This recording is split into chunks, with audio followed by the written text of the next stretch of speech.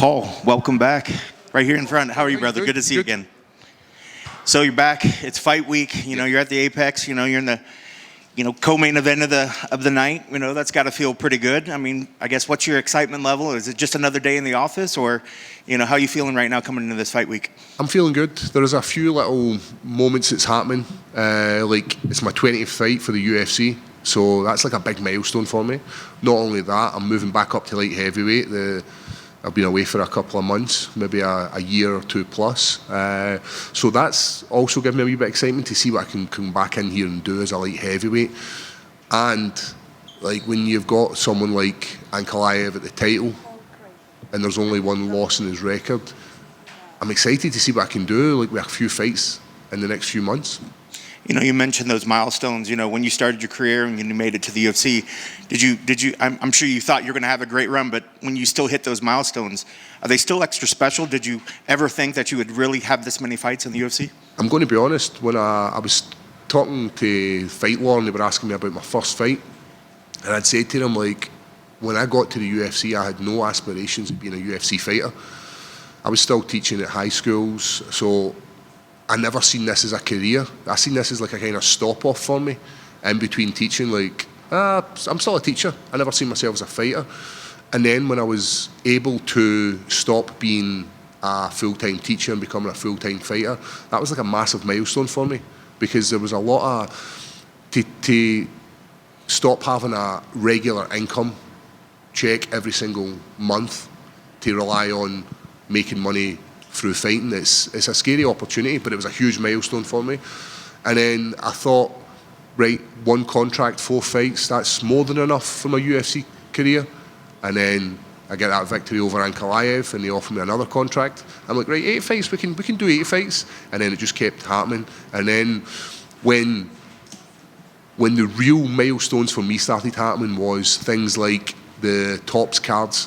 When they came in play and I seen myself on a card, as a kid, growing up, collecting them myself, collecting soccer cards, and now people are collecting Paul Craig cards, and it still blows my mind that people actually want these cards. Like, it's crazy. And then another huge milestone was being part of the UFC computer game. Same again, it's ticking these boxes as a kid. If I could go back and tell my younger self, say, Paul, listen, wait till I tell you, see when you become an adult, you're going to be in a computer game. And these kind of things are blowing my mind. And to make it 20 fights in the UFC, had a few ups and downs, but had some oh my God moments in the sport. And I do believe there's a few oh my God moments left for me in this sport. So I'm looking forward to seeing what I can do moving back up to light heavyweight.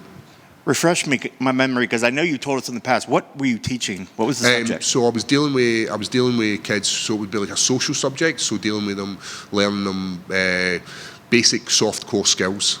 Loved it. It was, every day was amazing. I got to do so many good experiences through that job. Got to go to Africa and take a group of kids from Scotland. Took 4 kids away to Africa to do some missionary work. Got to meet Prince William through this job. It was like one of the greatest moments in my life up until I became a fighter.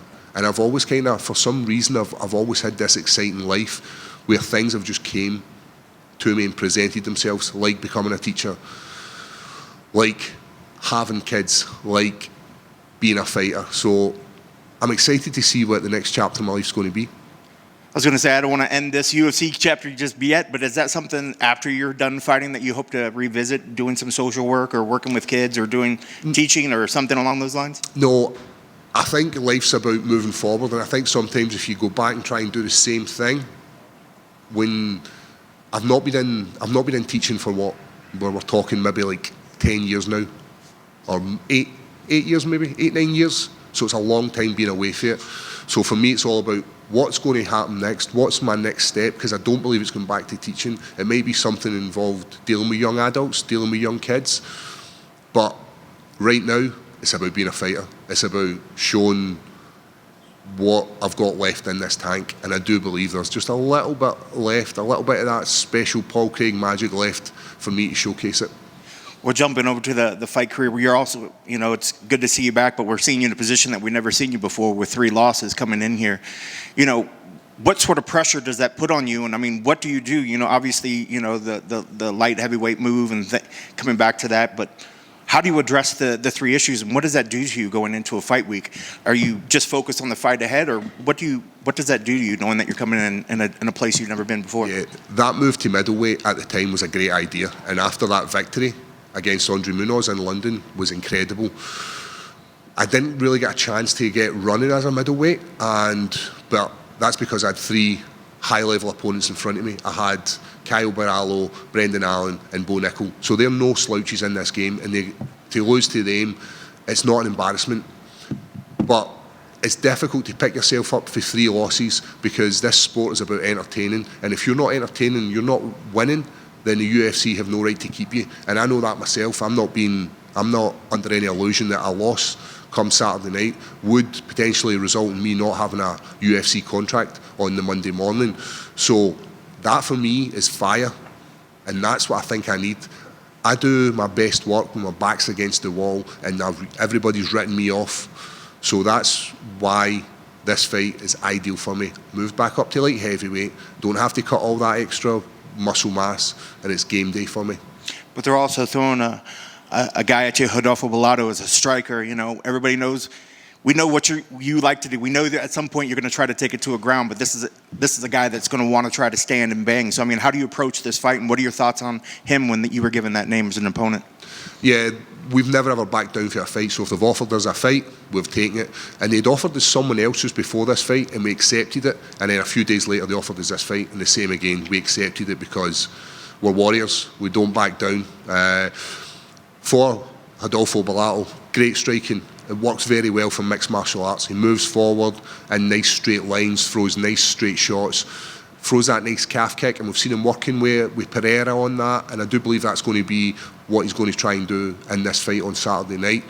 Watching his fight against Jimmy Crute, I seen there was areas where I could impose my game plan. That's a great opportunity if it happens that way, but this is a fight game and some things have to change. So for me to be, I'm only looking for jiu-jitsu, that would be silly of me. What I need to do is I need to use good footwork, I need to use straight shots, and I need to use my striking to set up these wrestling exchanges so that I can then take them to the mat, wear them out and get that victory. Because first and foremost, the victory is important, not about how good I look or how crisp my striking is. It can be ugly. My striking can be as ugly as you need it. I just need to get the victory. Good luck on Saturday. Thanks so much. Paul, now that you're moving back up to light heavyweight, just how brutal was that weight cut? And I know you talked about like an eating disorder that you got. Like, just how difficult was that cut to middleweight?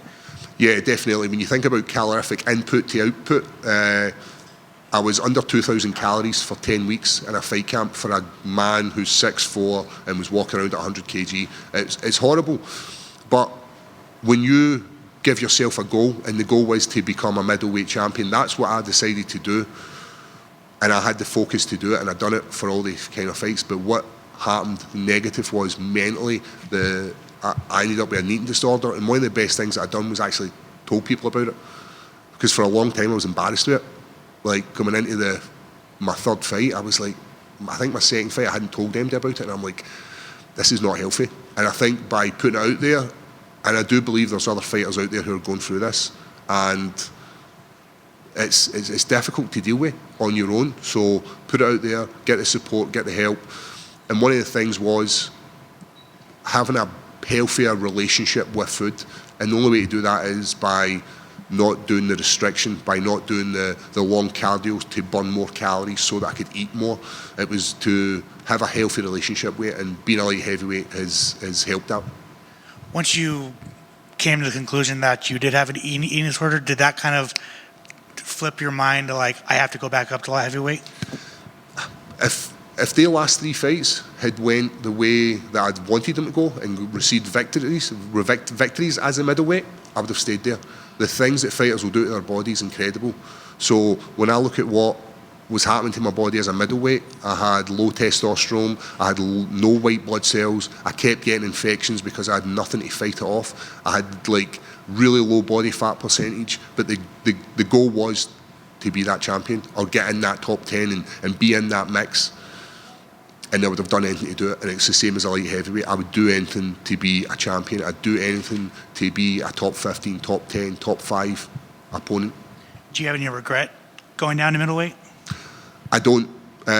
Life's about looking forward, and if you constantly look back, then you're going to miss what's in front of you. And I think worrying about the shoulda, woulda, couldas is like the first sign of a loser. I should have done this. I would have done this. What are you going to do next? Let's improve on that. And that's where I kind of live my life. I just want to know, like, as you were going down to middleweight, Jamal Hill wins the title. You have a win over him. Magomed just won it. So, like, was it kind of weird seeing that, like, I left the division and these two guys that I beat are now champions? Yep, it was, because after I made that decision, and we knew Ankalaev was going to be the champion, just through his body of work up to that point was incredible, and they were kind of holding him back for being that champion because they know how dangerous he is. But that's a good thing for me, making this move back up to light heavyweight, because there's some unfinished business there. And as I said, it's almost like a queue skip. Like, you get that band at Disneyland where you're like, hey, you're walking past the top 15, like, oh, queue skip, I've got the victory over him. And that's what I'm kind of looking for.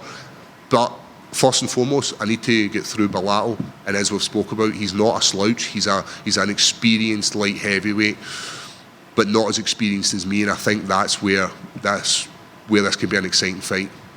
Did you happen to catch Bo Nickal's last fight? I did, and I feel really bad for Bo Nickal, and this sport is very fickle. Bo Nickal is one of the best wrestlers in the country. Like, the credentials that he has as a wrestler is impressive.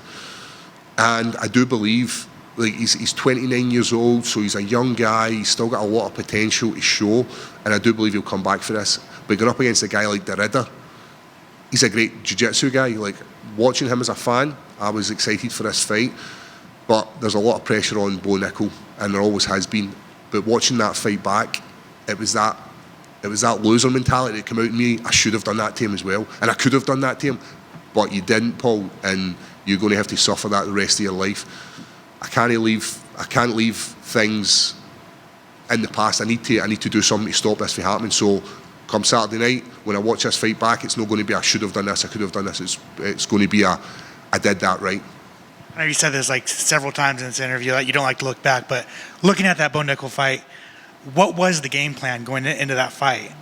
We thought that our striking would have been much more of a deterrent for him to shoot in on us. That's what I wanted. I wanted him to shoot in on me and make my job much easier. I didn't expect, not that I didn't expect to out-wrestle him, but I guess I need to be realistic. In Scotland, we don't have any wrestling. Like, it's not like we've got wrestling pedigree guys there. Like, did you see that Scottish wrestler in the Olympics? No, because there's like very few guys make it from Scotland into the Olympics. So we didn't expect to be able to take him down. So what we thought was our ability to push him back would allow him to strike for us. That fight is still one of my favourite fights. Being able to take these shots that he was throwing, hearing that crowd booing him, and just walking out in Madison Square Garden. Like, this sport is about moments, and this sport for me is about my legacy, and that was like a legacy fight, even though I'd lost it. So then finally for me, what's it going to take to get the UFC to go back to Scotland? I just find it's too hard for the UFC to come back to Scotland. The arenas aren't big enough. The fans are there. When you think about any UK show or even European show, the Scottish fans will travel the world for the UFC. I would love them to be back in the show. I'd love to headline that, but unfortunately, it's a financial business, and it's not financially viable for the UFC. But could you imagine me walking out in Scotland for like my 25th fight or my 30th fight? It'd be amazing. It'd be like dreams come true. Good luck this weekend. Thank you so much. Just one quick one for me. You talk about Scottish wrestlers, and there's not many of them. There is a pretty good one in the WWE, Drew McIntyre. I know you spent some time in Insane Championship Wrestling. Is that correct? Now with the WWE and UFC kind of under the TKO umbrella, WrestleMania was just here in Vegas a couple weeks ago. Yep. Have you thought about maybe a post-fighting career, getting into the WWE ring? And how much did you enjoy your time performing as a professional wrestler? Yep. Wrestling as a kid was where I first learned how to fight. That's where my love came from. Watching Bret Hart getting screwed over, watching Stone Cold becoming like the champion, The Rock. I loved everything about it. I loved the pageantry. And so when I started doing the ICW stuff, it was brilliant. It was safe. I wasn't getting hurt. I mean, it's still very dangerous wrestling. And one of the conversations we had was the things we can't do, because first and foremost, I'm a fighter.